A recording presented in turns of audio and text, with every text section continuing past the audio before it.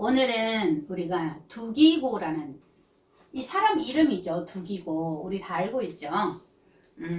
에베소서에서 이제 나오는데요. 이 사람은 사도행전에서도 나왔습니다. 이 에베소서에 나오는데 이 에베소서가 뭐냐? 이 에베소서는 바울이 로마에서 가택연금을 당했을 때 에베소 교회와 그 주변의 지역 교회들에게 회람용으로 쓴 편지입니다. 에베소서는 에베소 교인들에게만 쓴 게 아니고 에베소 교회와 그 주변에 우리가 계시록 7교회 할 때 봤죠. 많이 있었죠. 그 주변의 모든 교회들에게 회람용으로 쓴 편지입니다. 에베소서는. 그리고 바울은 편지의 말미에 이 두기고를 이 편지의 우편 배달부로 보낸다고 기록을 하고 있습니다. 우리가 아까 21절 22절 마지막에 특별히 저희를 너희에게 보내었노라 라고 이제 말씀을 하시죠.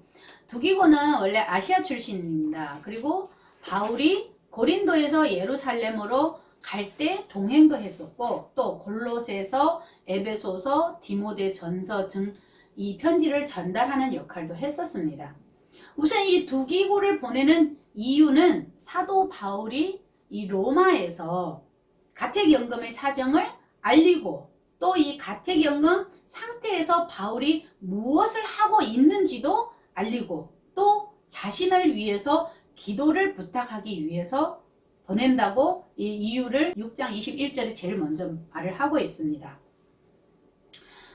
바울은 보면 에베소서 6장 18절 19절에서 이런 기록이 있습니다. 모든 기도와 간구로 하되 무시로 성령 안에서 기도하고 이를 위하여 깨어 구하기를 항상 힘쓰며 여러 성도를 위하여 구하고 또 나를 위하여 구할 것은 내게 말씀을 주사 나로 입을 벌려 복음의 비밀을 담대히 알리게 하옵소서라는 자기를 위한 도고 기도를 이 편지에 기록을 했습니다. 에베소 교인들과 그 주변의 교회들에게 나 바울을 위하여 기도해달라라는 이제 이 내용이죠. 근데 그 기도 내용이 뭐예요? 자신을 위한 기도는 없습니다. 사실은 결국은 이 복음을 전하는 데 있어서 막히지 않게 말씀도 주시고 저희 입도 벌려주시고 또 담대하게 알리게 해달라는 이런 기도 내용입니다. 우리 모두가 알다시피 사실 사도 바울은 말씀의 능력을 이미 받은 사람입니다. 그럼에도 불구하고 하나님께서 자기에게 말씀을 주실 것을 구하도록 이 기도 요청을 하고 있는 것입니다. 그리고 또 어떤 기도를 했어요? 바울은 담대한 사람이었음에도 불구하고 하나님께서 자기에게 담대함을 주실 것을 기도 부탁을 했습니다. 또 뭐예요? 우리가 사도행전에서 우리가 보다시피 사도행전에서 바울은 높고 낮은 관원과 바리새인과 사도 개인들을 상대해서 각 사람에게 맞는 말을 잘했습니다. 그럼에도 불구하고 바울은 사람을 상대할 때에 각 사람에 따라 무슨 말을 해야 할지를 하나님께서 자기에게 할 말을 하게 해달라고 기도해 줄 것을 지금 요청한 것입니다. 그 다음에 또 이 두기고를 특별히 보내는 이유라고 너희 마음을 위로하기 위하여 라는 말씀을 붙였습니다. 바울이 로마 감옥에서 감금이 되고 이 가택이지만 집이지만 셋집에 살고 있는데 감금이 된 상태죠. 감금된 그 원인과 또 감금되어 있는 바울의 그 심정 또 그 감금당한 와중에서도 하고 있는 사울의 이 사역을 통해서 바울이 당하는 이 고난 때문에 아시아의 교회들이 낙심하지 않고 약해지지 않게 하기 위하여 또한 기쁨과 감사가 넘치게 하려고 지금 두기고를 보내는 것입니다. 지금 두기고를 보내는 이유가 뭐예요? 다 이런 이유들을 편지로 다 쓸 수 없는 이런 것들을 말로도 전하게 하고 또한 편지로 써서 권면할 것들을 또 이 편지도 전달하게 하는 그리고 기쁨과 감사가 넘치게 하기 위함이라고 합니다. 바울은요 이 가택연금 상태에서 군인들이 계속 이제 와서 지키잖아요. 그런 가운데 그들을 향해서도 복음을 전하고 굉장히 많은 복음을 다 전했습니다. 그 사람 오는 자기가 연금 상태에 있지만 거기에 찾아오는 모든 사람들에게 로마 군병들에게까지도 이 복음을 전한 것입니다.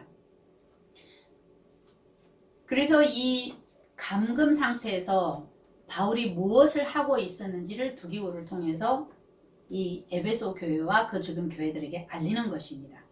두기고는 이름이 튀키코스입니다. 헬라어로 튀키코스인데 이 이름 뜻은 뜻밖의 또는 행운이라는 뜻을 가지고 있습니다. 두기고는 바울이 이 감금되었을 때 함께 있어 주었습니다. 그리고 신실한 그리스도인이었고 바울에게는 귀중한 동역자로 주 안에서 한 형제였습니다. 끊임없이 같이 사역을 했었습니다. 사역만 한 게 아니라 이 감금된 상태에서도 같이 있었습니다. 이 바울은 본문에서 이 두기고를 소개할 때 사랑을 받은 형제요 주 안에서 신실한 일꾼이요 보내진 자로 소개를 했습니다. 오늘 바울의 소개를 하나하나 우리가 짚어보도록 하겠습니다. 첫 번째 이 사랑을 받은 형제죠. 이 사랑을 받은 형제인데 이 형제라는 말은 헬라어로 아델포스입니다. 이 아델포스는 합성어입니다. 이 형제라는 아델포스는 합성어인데요. 여기에는 연합을 의미하는 아와와 또 자궁을 의미하는 델푸시스, 자궁을 의미하는 델푸시스의 합성어입니다. 이 형제라는 말은 합성어예요. 뭐예요? 한 자궁에서 태어나서 연합된 자잖아요. 결국은 같은 태에서 태어난 사람이라는 것입니다. 이 형제라는 말은 합성어인데, 그리고 이 단어는 원래 육체적인 형제를 의미하는 거죠. 우리가 한 엄마한테서 태어났다고 얘기하잖아요. 그것이 한 자궁입니다. 육체적인 형제를 원래는 의미하는데 우리가 이 말씀 속에서는 한 자궁에서 태어나서 연합하는 형제라는 뜻입니다. 그러면은 이 한 자궁이라고 얘기했는데 그럼 육체적인 얘기를 지금 바울이 하고 있는 걸까요? 육체적으로 바울과 두기고는 전혀 남남입니다. 지금 이 얘기를 하고 있는 것은 바울이 지금 무슨 얘기를 하고 있냐면 이 밭을 얘기하고 있는 것입니다. 이 밭이 뭐예요? 하나님의 씨가 뿌려진 밭이죠. 우리 마음밭입니다. 하나님의 씨가 뿌려진 우리의 마음밭입니다. 곧 교회라는 밭이 되겠죠. 교회라고도 할 수 있습니다. 고린도전서 3장 16절에 너희 몸이 성전이라고 했잖아요. 그죠? 교회라는 밭에서 자라난 사람들은 교회 안에서 형제요 자매라고 하는 것입니다. 그리고 이 같은 자궁에서 곧 같은 밭에서 연합된 자가 아니면 형제라고 할 수가 없는 것입니다. 이 성경은 하나님 안에서 세워진 자들을 같은 소유권을 가진 하나님의 자식, 하나님의 자식이라고 합니다. 우리가 하나님의 자녀라고도 하고 하나님의 자식이라고도 하죠. 당신은 누굽니까? 나는 하나님의 자녀입니다. 이렇게 얘기를 하죠. 근데 이 자식이라는 말은 히브리어로 벤입니다. 벤 뭐예요? 안팎으로 집을 짓는데 무엇으로 지어요? 말씀의 규정으로 짓는 것이죠. 그래서 이 자식이라는 벤은 세워진 자입니다. 세워진 자를 뜻하는 것입니다. 성경은 시편 127편 3절에서 자식은 여호와의 주신 기업이요 태의 열매요 열매는 그의 상급이로다 라고 말씀을 하십니다. 성경 시편 127편 3절에 이런 말씀이죠. 자식은 여호와의 주신 기업이요 태의 열매는 그의 상급이로다 이렇게 말씀을 하십니다. 여기서 자식은 하나님 안에서 세워진 자입니다. 이 하나님 안에서 곧 이 하나님이 씨가 뿌려진 이 밭에서 세워진 자라는 것입니다. 이 태의 열매는 그의 상급이라고 하셨는데 태가 자궁이고 아델포스잖아요. 아까 얘기했죠. 자궁이고 아델포스 형제. 같은 자궁에서 태어난 형제라고 얘기했죠. 결국 이 태의 열매라는 건 뭐예요? 한 자궁에서 태어난 열매는 형제입니다. 한 한 자궁에서 태어난 열매는 결국 형제라는 얘기죠. 형제고, 또 같은 말씀의 밭이 뭐예요? 하나님이 씨 뿌린 이 우리의 마음밭을 얘기하는 거죠. 이 마음밭에서 형제가 된 사람은 서로에게 형제이고 서로에게 상급이고 서로에게 지체가 되는 것입니다. 그래서 사도 바울이 지금 두기고를 사랑받는 형제라고 소개하는 것은 사도 바울에게 있어서 이 두기고는 같은 태에서 태어났고, 자, 하나님의 씨가 뿌려진 이 밭, 곧 뭐예요? 교회라 그랬죠. 이곳에서 태어났고 서로에게 열매가 되었고 또 서로에게 상급이 되고 또 형제가 되었기 때문에 에베소에 보낸다는 것입니다. 사실은 이거는 단순히 로마에 있는 바울이 감옥에 있으면서 자유롭지 못하니까 자기 대신에 두기고를 에베소에 보낸다는 이런 간단한 밖의 이야기가 아닙니다. 사실은 우리 속에서 일어나는 이야기입니다. 우리들의 생각은 끊임없이 분쟁을 하지요. 이렇게 할까? 저렇게 할까? 이게 더 나을까? 또 이렇게 해야지? 아니야, 저렇게 해야지? 끊임없이 분쟁을 하죠. 근데 이 분쟁하는 것은 형제가 될 수가 없다는 것입니다. 절대 이 하나님의 씨 뿌린 이 밭에는 분쟁이라는 게 있을 수가 없습니다. 그리고 성경은 우리가 그리스도의 지체요 각 부분이라고 말씀하셨지요. 그러면 우리는 그리스도의 이 한 밭에서 자라난 형제요 자매요 서로에게 열매요 상급이라는 것입니다. 그런데 내 안의 영들을 살펴보세요. 과연 내 안의 영들은 전부 다 그렇게 잘 내가 생각했던 것처럼 잘 되어 있는지, 아니면 어디 한 구석에 갇혀 있는지, 또는 어떠한 상처를 받고 있지 않는지. 내 속의 영들이 그렇습니다. 다 좋을 수는 없습니다. 다 좋으면 우리가 신이 되는 거죠. 하나님입니다. 그러면. 근데 이 속에서 보면 서로 우애하지 못하고 서로 싸우고 전쟁을 하고 있는 영들이 있습니다. 그래서 우리가 갈등하는 것인데, 갈등이 뭐예요? 두 가지가 부딪히니까 갈등하는 거잖아요. 그래서 시편 133편 1절로 3절 말씀에 보면 형제가 연합하여 동거함이 어찌 그리 선하고 아름다운고, 머리에 있는 보배로운 기름이 수염 곧 아론의 수염에 흘러서 그 옷깃까지 내림 같고 헐몬의 이슬이 시온의 산들에 내림 같도다. 거기서 여호와께서 복을 명령하셨나니 곧 영생이로다. 이런 말씀을 하십니다. 뜬금없이 이 얘기가 왜 나갔을까요? 하나님 보시기에 이 선하고 아름다운 것은 형제가 연합하는 것이요 동거하는 것이요 하나 되는 것이라는 거예요. 이 형제가 뭐예요? 우리 속에 다 있잖아요. 우리 속에 있는 영들이 다 형제라는 것입니다. 왜? 하나님의 씨가 뿌려진 이 밭 속에, 이 교회 속에 수많은 영들이 있다는 것입니다. 그래서 이 영들이 연합하는 것이 형제가 되는 것이고, 동거하는 것이 선하고 아름다운 것이고, 하나가 되는 것이 아름다운 것이라는 것을 하나님 말씀하시는 것입니다.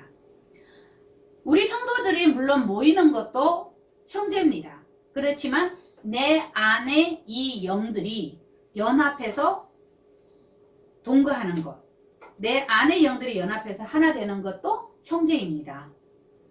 내 속에 한 가지만 생각하지 않잖아요. 여러 가지 생각이 있잖아요. 그래서 우리가 연합해서 동거해야 되는 것입니다. 그래야 형제가 되는 것입니다. 그리고 이 마음속에 한 마음과 하나의 관점과 하나의 영혼과 하나의 관심사를 가지고 내 안에서 동거하고 연합하는 이 궁극적인 목적은 영생입니다. 영생이 뭐라 그랬어요? 영생은 하나님이죠. 영원히 사시는 분은 하나님밖에 없어요. 근데 하나님이 이 속에서, 내 속에서 이렇게 형제가 연합하고 동거하고 하나가 되어 있을 때 영생을 주신다고 했습니다. 가장 큰 복을 명하셨는데 그게 영생이라고 하셨습니다. 그래서 내 안에, 이 안에, 우리 마음속에, 이 우리 마음의 땅에 말씀의 씨가 뿌려져서 그리스도의 밭이 되어서 영들이 전부 하나가 되면 이것이 기업이요 지체요 상급이요 형제라는 것입니다. 이렇게 사랑 안에서 거하는 자들에게 하나님은 영생이라는 가장 큰 축복을 명령하셨습니다. 영생 주신다고. 그건 뭐예요?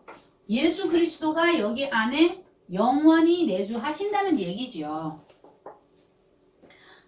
우리가 보면 사도 바울도 내가 날마다 죽노라고 했는데 정말 바울은 우리보다 목숨이 몇 개 더 있어서 날마다 죽는다고 했을까요? 그건 아니지요.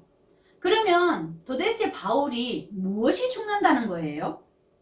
내 안에서, 바울이 얘기하는 것은 내 안에서 형제가 되지 못하고 연합이 되지 못하고 이런 영들이 형제, 연합 되지 못하는 이 내 속에, 바울 속에 있는 그 영들이, 이 영들을 나는 내 안에서, 이 영들이 있어요. 반이라든가 뭐 3분의 1이 됐던 4분의 1이 됐던, 자, 연합하지 못하게 하는 것들이 있어요. 형제되지 못하는 것들이 있지요.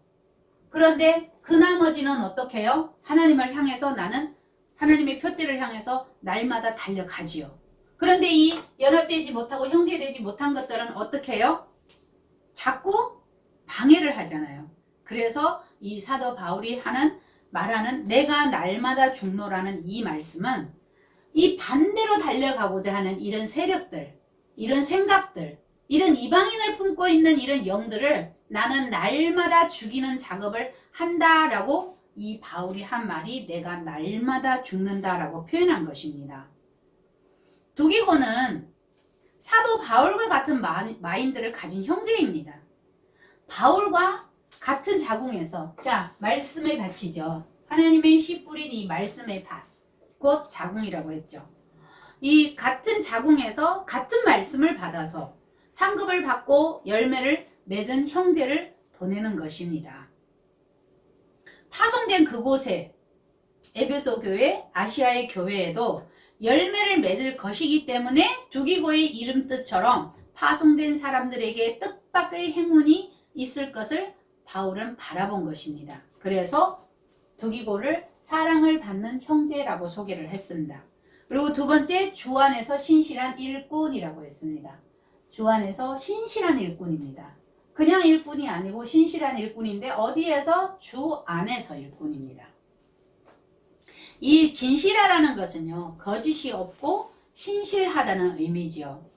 여기서 일꾼은 에베소 3장 7절에서 이 복음을 위하여 내가 일꾼이 되었노라는 사도 바울의 말씀처럼 복음의 일꾼입니다. 이 일꾼은 그냥 일꾼이 아니에요. 복음의 일꾼입니다. 복음의 일꾼이라 그러니까 우리가 굉장히 큰 사역을 하나보다 이럴 수도 있어요. 근데 이 복음의 일꾼은 반드시 하나님의 은혜의 선물을 따라서 되는 것입니다. 일꾼이라고 다 똑같은 일을 하는 건 아니죠. 똑같은 복음의 일꾼이라 할지라도 다릅니다. 하는 사역 자체는 다릅니다. 우리가 하나님께 나와서 찬양을 하는 것, 그리고 기도하는 것, 봉사하는 것, 하나님을 섬기는 이 자체도 복음의 일꾼입니다. 일꾼이 되는 것입니다. 그리고 일꾼으로 세워져서 봉사를 하고 예배를 하는 그 자체도 일꾼이 되는 것입니다. 또한 이 복음의 일꾼은 밖에 나가서 측량할 수 없는 그리스도의 이 충만함을 이방인들에게 전하는 일도 복음의 일꾼입니다. 하나님은 이 복음의 일꾼들을 통해서 감추었던 하나님의 비밀인 이 경륜을 드러냅니다. 복음의 일꾼은 하나님 속에서 감추어진 이 비밀이 누구예요? 예수 그리스도잖아요. 이 예수 그리스도를 가지고 일꾼이 되어야 한다는 것입니다. 그러면 우리의 수준에 맞게 우리가 예수 그리스도를 가지고 복음의 일을 할 때 우리의 수준에 맞게 하나님은 이 예수 그리스도를 우리 속에서 풀어주시는 것입니다. 하나하나 풀어주시는 것입니다. 이 복음의 일꾼은 믿는 자들에게 하나님의 각종 지혜를 알게 해야 합니다. 이 복음의 일꾼은 이 세상, 지금 뭐 눈에 보이는 이 세상 얘기하는 거 아닙니다. 이 마음 세상을 얘기하고 있는 것입니다. 이 교회라는 세상을 얘기하고 있는 것입니다. 이 세상 나라를 다스리는 권력을 부여를 받았고 또 이 땅 위에 하나님의 뜻을 실현하기 위해서 위대한 권능을 부여받아서 이 교회 안에서 일어나는 이 교회 안에서 우리 마음의 교회 안에서 일어나는 모든 일을 통해서 하나님의 지혜를 알게 할 것이고 또 교회에 의해서 이루어지는 이 교회입니다. 이 마음 땅의 이 교회입니다. 이 교회 안에서 이루어지는 일들을 통해서 하나님의 각종 지혜를 알게 되는 것입니다. 이 두기고는 주 안에서 진실한 일꾼이라고 했는데 두기고는 그리스도 안에서 완전한 자로 세워지기 위해서 하나님의 역사를 따라서 힘을 다해서 이 수고하는 주 안에서의 신실한 일꾼이라는 것입니다. 마치 예수님이 부활 승천하셔서 진리의 영이신 보혜사 우리들에게 성령을 보내주신다고 하셨죠. 이 진리의 영이신 보혜사 곧 성령을 우리들에게 보낸 것 같이 바울은 지금 복음의 일꾼으로 부족함이 없는 두기고를 에베소로 보내는 것입니다. 결론은 뭐예요? 지금 성령님이 우리 속에 오시는 얘기를 하고 있는 것입니다. 그리고 세 번째는 보내진 자입니다. 두기고 왜 보낸다 그랬어요? 마음을 위로하기 위해서 위로자로 보낸다고 했습니다. 마음을 위로하는 것은 마음을 만진다는 얘기입니다. 마음을 만지는 자가 되려면 제일 먼저 사랑받는 형제가 되어야 합니다. 이 사랑받는 형제로 이 속에서 사랑받는 형제로 세워져야 됩니다. 형제가 뭐라 그랬어요? 한 자궁에서 한 교회에서 하나님의 말씀의 씨가 뿌려진 이 밭에서 한 밭에서 태어난 자여야 된다고 했지요. 그리고 주 안에서 진실한 일꾼으로 세워져야 하는 것도 있고요. 그 다음에 마음을 위로하는 자로 세워질 때 두기고의 이름값을 하는 것입니다. 뜻밖이고 행운이고 이런 이름값을 하게 된다는 것입니다. 우리가 그리스도 안에서 세워지고 일꾼이 되어서 보내진 자를 형제라고 한다고 했어요. 내 안에서 형제와 연합이 되고 영생을 누리면 일꾼으로서의 심부름을 할 수 있을 것이고 또한 뜻밖의 행운과 유쾌함을 얻는 것입니다. 주 안에서 충성된 일꾼이 되어서 하나님의 비밀의 경륜을 가지고 일하며 교회의 지도자들과 권세자들에게 우리에게 주신 그 지혜, 하나님께서 우리에게 주신 그 지혜를 다시 그들에게 전해야 하는 것입니다. 이것이 두기고입니다. 보내진 자입니다. 그냥 보내진 자가 아닙니다. 보내질 때는 이런 사명을 띠고 보내지는 것입니다. 그렇게 먼저 마음을 위로하는 자로 세워지고 두기고가 되었을 때 우리들은 뜻밖의 행운을 누린다는 것입니다. 이 두기고라는 사람은 옛날에 죽었죠. 성경이 쓰여진 지가 벌써 2000년인데 그죠? 오래됐죠. 두기고라는 사람은 이미 죽었지만 그 이름을 통해서 우리가 배운 것을 먼저 우리가 실천을 하면 이 뜻밖의 행운도 온다는 것입니다. 시편 24편 3절에 보면 여호와의 산에 오를 자 누구며 그 거룩한 곳에 설 자가 누군고 곧 손이 깨끗하며 마음이 청결하며 뜻을 허탄한 데 두지 아니하며 거짓 맹세치 아니하는 자로다라고 말씀을 하셨습니다. 우리가 시편 23편에는 여호와가 나의 목자가 된다고 하셨죠.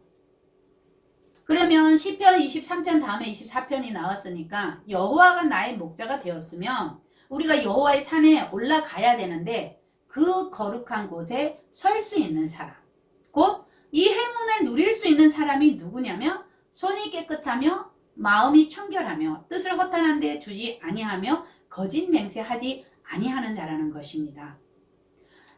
우리가 예수 안 믿을 때도 많았잖아요. 어떻게 해요? 그러죠. 근데 사도행전 14장 16절에 보면 하나님이 지나간 세대에는 모든 족속으로 자기의 길들을 다니게 묵인하신 것 같이 우리의 지나간 이 무지를 하나님은 용서해 주셨다는 것입니다. 그렇지만 하나님이 용서하시고 난 뒤에 우리 마음밭에 하나님의 씨가 뿌려지는 이 하나님의 밭이 되고 하나님의 교회가 되었을 때 이때부터는 여호와가 나의 목자가 되신 것이잖아요. 그래서 이제부터 손이 깨끗하며 마음이 청결하며 뜻을 허탄한 데 두지 아니하고 거짓 맹세하지 않는 이게 우리의 행운입니다. 깨끗하고 청결하고 허탄한 데 뜻을 두지 않고 거짓 맹세하지 않는 이것이 우리들에게 행운입니다. 우리가 예수님을 믿음으로써 하나님을 믿음으로써 여호와가 나의 목자가 되심으로써 그래서 이 행운을 누리라는 것입니다. 그래서 시편 24편 7절에 문들아 너희 머리를 들지어다 영원한 문들아 들릴지어다 영광의 왕이 들어가시리로다. 여기서 뜬금없이 갑자기 문 얘기가 나오는데요. 문은 뭐예요? 문은 나누고 열리는 거잖아요. 내 머릿속에 이 문이 뭐냐면 내 머릿속에 문을 지금 얘기하는 것입니다. 쪼개고 나누라는 것입니다. 내 머릿속에 무엇이 들어있는지 쪼개고 나누라는 것입니다. 그것이 문들아 너희 머리를 들지어다 라고 말하는 표현, 지금 성경에서 이렇게 표현을 하고 있는 것입니다. 영광의 왕이신 예수님이 보내진 자로 내 안에 들어오시고자 한다는 것입니다.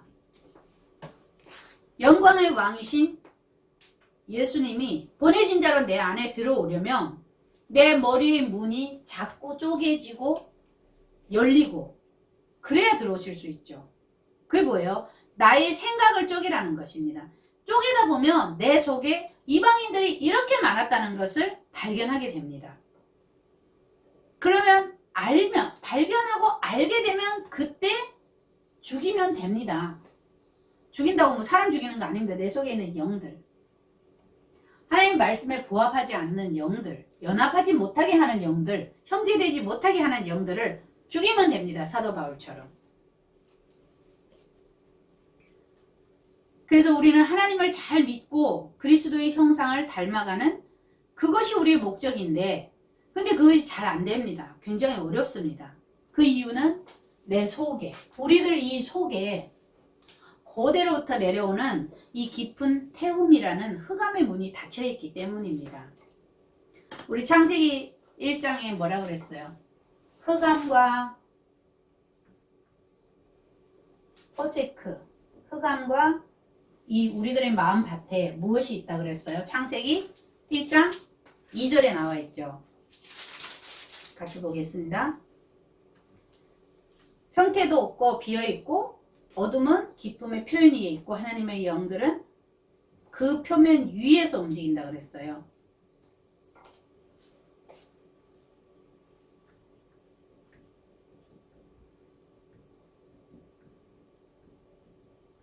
토후 보후 호셰크라고 표현이 돼 있죠. 이 흑암 위에서 운행하는 이 영들이 있다는 것입니다. 우리들이 우리 속에서 고대로부터 내려오는 이 영들의 문이 닫혀있기 때문입니다. 그래서 우리 안에 갇혀있는 이 가정의 문제, 자녀의 문제, 건강의 문제, 물질의 문제, 이 많은 고통과 아픔과 슬픔과 분노 가운데 이 이방인들이 너무나도 많은데 이것을 영원한 문이라고 표현하고 있습니다. 그래서 우리들에게 형제가 되지 못하게 딱 가로막아 놓고 있는 이 영들이 너무나도 많다는 것입니다. 우리는 이 작업을, 이 연합되지 못하게 하는 거, 형제되지 못하게 하는 이 죽이는 작업을 평생 해야 될 것입니다. 평생의 작업으로 이것을 처리를 해야 됩니다. 왜냐? 쪼개고 깨뜨리고 계속 부셔도 계속 살아서 나를 괴롭힌다는 것입니다. 그렇지만 오직 주님만이 나를 살려주신다는 것입니다. 그래서 두기고를 에베소에 보냄같이 주님은 우리의 마음에 보내어져서 우리의 마음을 위로하시고 우리들 속에 영원한 문들을 깨부수고 들어오시는 것입니다. 말씀을 마무리하겠습니다. 우리들 안에 영들이 드러나야 됩니다. 드러나야 그것을 죽이든지 그것과 하나가 되어서 영생을 누리든지 둘 중에 선택을 할 수가 있습니다.